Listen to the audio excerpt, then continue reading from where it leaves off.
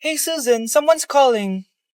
Hello anak, kamusta na kayo dyan? Padala ka ng 10,000 ha, dahil wala na kaming baon ng mga kapatid ko. Anak, pasensya ka na, di mo na ako makakapagpadala ngayon. Di ba pumunta ka dyan para sa amin? Wala ka naman palang kwenta eh. Sige anak, gagawin ko ng paraan ha. Di na muna siguro ako bibili ng gamot para may maipadala ako. Ako? Wala na akong nanay, di ba? Eh, sino yung tumatawag, te? Di ba nasa ibang bansa yung nanay niya? Ano naman gusto mo? Hello anak, buti naman sinagot mo na. Nagpadala pala ako sa inyo ng mga kapatid mo. Baon niyo yun tapos pampagawa na rin ng bahay. Okay. Ikaw na bahala dun ha. I love you. So ayun na nga. Hello Mars? Mars, alam mo ba, yung anak mo, lasing umuwi kagabi. May kasama pang lalaki. Baka ibang babae yun Mars ha. Hindi naman ganun yung anak ko. Sure ka ba talaga, Mars, na yung mga perang pinapadala mo napupunta talaga sa baon at bahay nyo? O ano? Nakapagpadala ka na ba ng pera? Oo anak, nagpadala na ako kanina. Dagdagan mo ha, marami kaming bayarin ngayon. Anak, matanong ko lang, saan mo ginagastos yung mga pinapadala ko? Babe, ano ba? Oh babe, shot ka pa. Ano to, Scarlett, ha? Dito lang ba napupunta yung mga pinapadala ko sa'yo, ha? Mga alak at vape na yan? Ba't umuwi ka pa? Nagpakahirap ako sa ibang bansa. Para sa inyo ng mga kapatid mo. Simula nung iniwan mo kami, wala na kaming nanay. Sa tingin mo, ginusto ko to, ha? Wala akong choice, Scarlett. Ginawa ko to para sa inyo ng kapatid mo. Sa tingin mo ba ginusto namin na umalis ka? Nasanay kami na wala ka. Kaya okay kami kahit mawala ka. Nay! Una na kami, Scarlett, ha? Salamat po sa pagpunta. Oh, Scarlett, pinapabigay yan ng nanay mo bago siya mamatay. Ang laki nito, tita. Inipon ng nanay mo yan para sa inyo ng mga kapatid mo. Sana gamitin mo ng maayos. Kahit wala ka na, hindi mo pa rin kami pinapabayaan. Salamat, Nay. Sana yan ang makakapagpabago sa'yo, anak. Balang araw, babalikan din kita.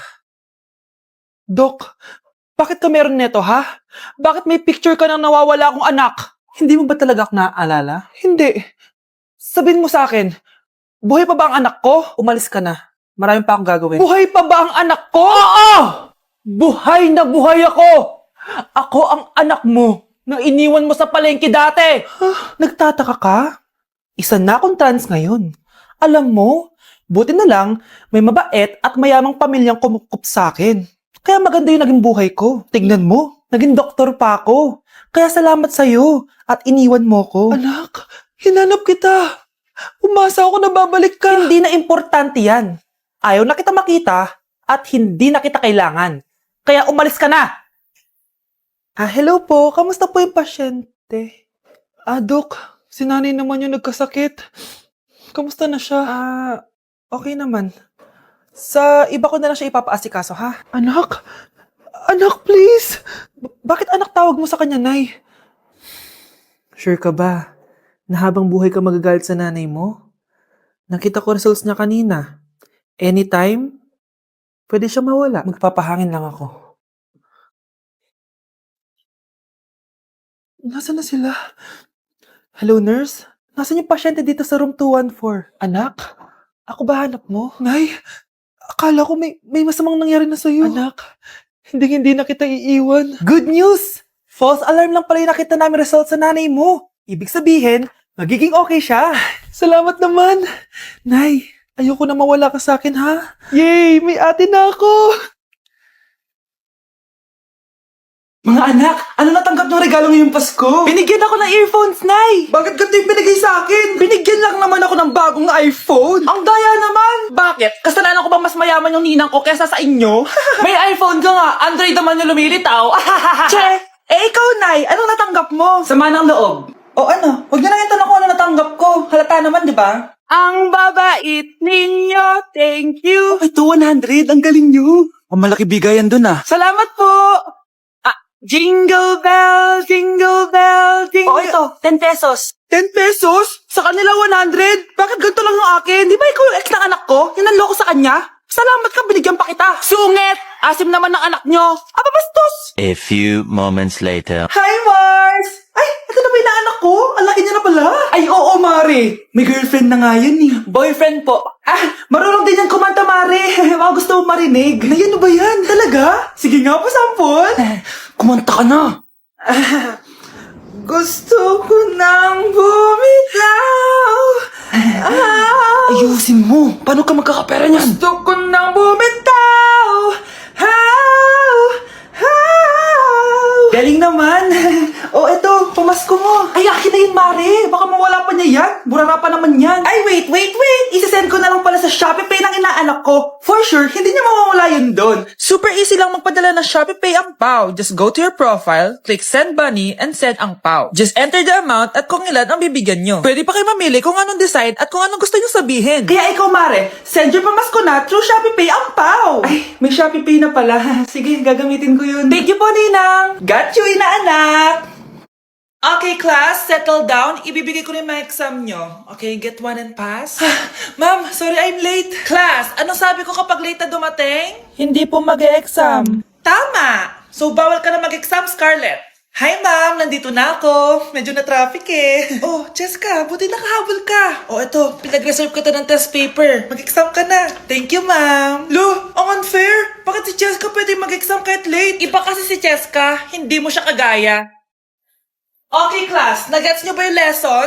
Naiihi ako. Ma'am, may I go to the CR? Kita mo nag-lesson ako, di ba? Makakahintay ang ihi mo. Tapos kapag bumagsak, magreklamo. Ma'am, pwede ba ako mag-CR? Sure, Cheska. Umihi ka na. Take your time, ha? Yay! Thank you, ma'am!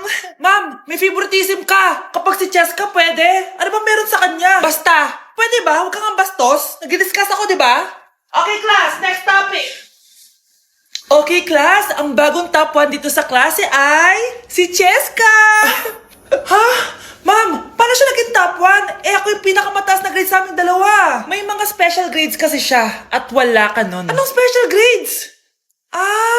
Yan ba yung pagbibigay sa'yo ng pera ng magulang ni Cheska? Kaya siguro favorite mo siya. Ano pinagsasabi mo, Scarlett? Alam ko namang mahirap tanggapin na natalo kita.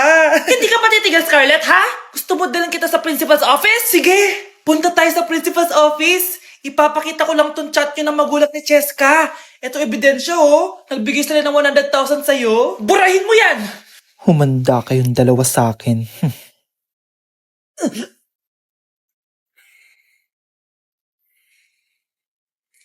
Isa ka na din katulad ko, anak. Anong ginawa mo sa akin, Nay?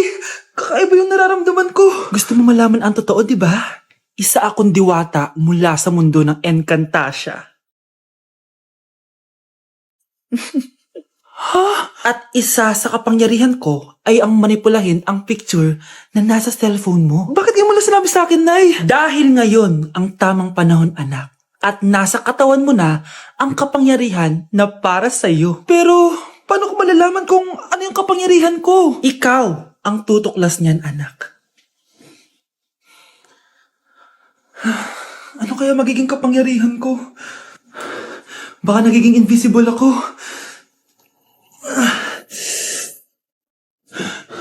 Hindi ako nawala. Baka kaya ko magpalutang ng gamit.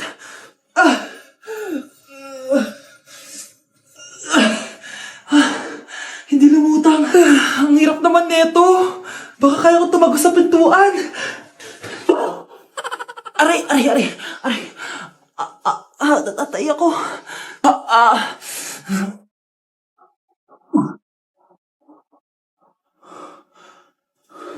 Ano yun?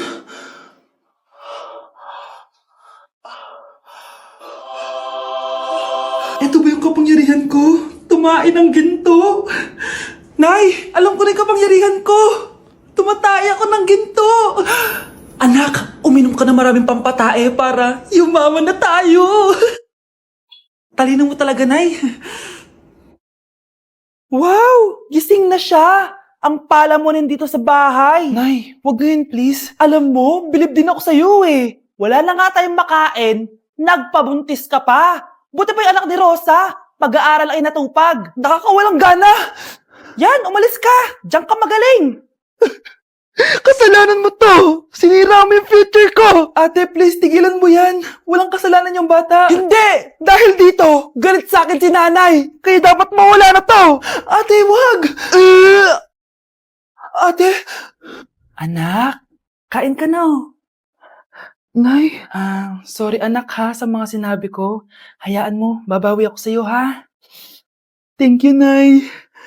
Nay, sumasakit yan ko. Nay. Oo, yung pinag-usapan natin, ha? Hihintayin ko lang mga anak tong babaeng to. Pag nabigay ko na yung bata, ibigay mo na agad yung pera sa akin, ha? Balak ibenta ni nanay yung anak ko. O anak, okay ka lang? Walang hiya ka, Nay! Ang sama mo! Akala ko, totoong nagbago ka na.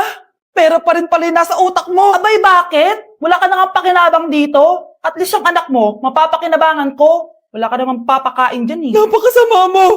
Lalayas na ako sa impyernong to! Sige, lumayas ka! Sino tinakot mo? Tignan natin kung saan ka pupulutin. Hello, Bes. Hello, Bes. Kilala mo ba si Edward? Oo, Bes.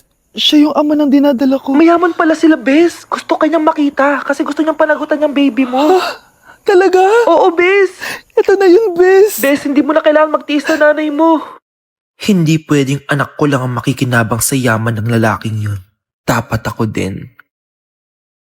Naku, ang taas na naman ang kuryente natin. Sino ba kasing aircon dyan? Si ate, buong araw nag-aircon. Wow kala mo di nakiki-aircon. Anay, kailangan ko na daw po magbayad ng tuition para makapag-exam ako. Ha? Bayarin na naman? Sige anak. Nay, due date na pala ng internet natin. Baka maputulan tayo. Oh, isa pa yan. Naku, sabay-sabay na. Oh, wala na naman pala naman to ref natin. Naku, kailangan na natin mag-grocery. Nay, nagpadala na daw si tatay. Ay, buti naman. Umulan pa, patay. Paano kaya ako pupunta sa remittance center neto? Ano ka ba, Nay? Nagpadala si tatay via GCash at may bonus credits pa. Wow, high-tech na pala, anak. Paano yung mga bills natin? Pwede din yan sa GCash, Nay. Ayan, kaka-cellphone mo yan. Ay, mali. Kaka-GCash mo yan. Kaya magpadala na sa GCash dahil diretso sa GCash wallet mo ang remittances abroad. Hindi ka nalalabas ng bahay dahil hassle-free at 24/7 tong available. At wala tong transfer fee sa mga verified users. Just open your GCash app and go to your GCash wallet. Itap nyo lang yung cash in at go to Global Banks and Partners. Hanapin mo lang kung saan remittance partner siya nagpadala. I-enter mo lang yung mga kailangan na details at makukuha mo na agad yung pera, o diba? Grabe anak, ang bilis na pala ngayon. O diba, Nay? Kaya mo? I-GCash mo! Iba na talaga ngayon, no? Nung panahon namin, ang layo pa ng pinupuntahan namin para makapagpadala. Hulaan ko, Nay, tumatawid pa kayo ng bundok at ilog, no? Bes, bakit ka absent kahapon? May pinuntahan kasi ako, Bes. Ano yan? Ba't mo tinatakpan yung bibig mo? Mabaho ba yung hininga mo? Ano kasi Hala, naka-braces na si Scarlett! Kaya siguro absent siya kahapon. Bes, magkano yung braces mo? Di ba mahal yan? Rich kid ka siguro. 5K lang to, pero naka-promo kasi sila, kaya 3K na lang. Ako na rin nag-change ng rubber kasi kamahal man. Nandito ba si Scarlett? Present po, ma'am. Anong present? Ayusin mo nga magsalita. Sorry ma'am, di po kasi ako makapagsalita na maayos. Masyakit po kasi yung braces ko. Ay, wow, kala mo talaga. Anong ginagawa niya? Over naman sa pakita ng brace. Bes, ano yan? Ba't ganyan ka mag-tiktok? Siyempre para makita ng mga friends ko na may braces na ako. Ganon? Tsaka para ma-ROI ko na din to, no? Sige, Bes. Tinggalan pero sa basketball tampak hindi ka